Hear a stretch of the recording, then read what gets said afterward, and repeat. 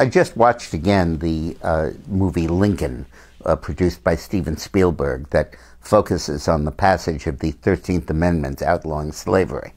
And the question arises, why did Abraham Lincoln fight like hell and succeed in passing this amendment in January of 1865, when the Civil War had only 2 more months or 3 more months to go, and it was evident that the war was going to end and the South was going to be defeated?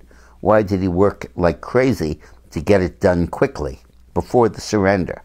And the reason is that the Emancipation Proclamation that Lincoln issued in 1862 to take effect on January 1st, 1863, did not abolish slavery. It prohibited slavery in areas then under control of the Confederacy. In other words, as a practical matter, he ended slavery every place where he couldn't enforce it. But as the Union armies advanced, the territory that was free expanded and expanded to ultimately subsume the entire Confederacy. But Lincoln promulgated that as an executive action, and he had no authority to do it, and realized that, except as a war measure. Technically, the reason he did it was to seize contraband property, slaves, belonging to the enemy, the Confederacy, and being used by it in the propagation of the war.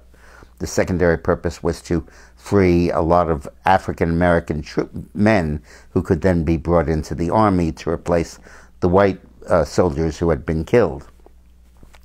And he needed to, and that this was not a constitutional amendment, this was just an executive action under his war powers. Well, the day the war ended, his war powers would go away, and the proclamation would be revoked. And the question then would be, would a conservative and biased Supreme Court, the same one that had issued the Dred Scott decision, reimpose slavery in the aftermath of the Civil War? Or, and then the other prospect was that southern states who had seceded were going to come back into the Union, and could they block ratification at that point of any constitutional amendments outlawing slavery? So with that situation, Lincoln said, I have to act immediately. And a year before the war ended, he tried and failed to pass the 13th Amendment.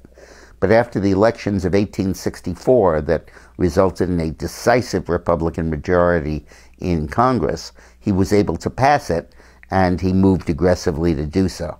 Interestingly enough, getting most of his votes not from the incoming Republicans, but from the lame duck Democrats who were suddenly out of a job and needed patronage to support themselves after they left Congress, and would vote for the amendment in return for Lincoln passing out favors.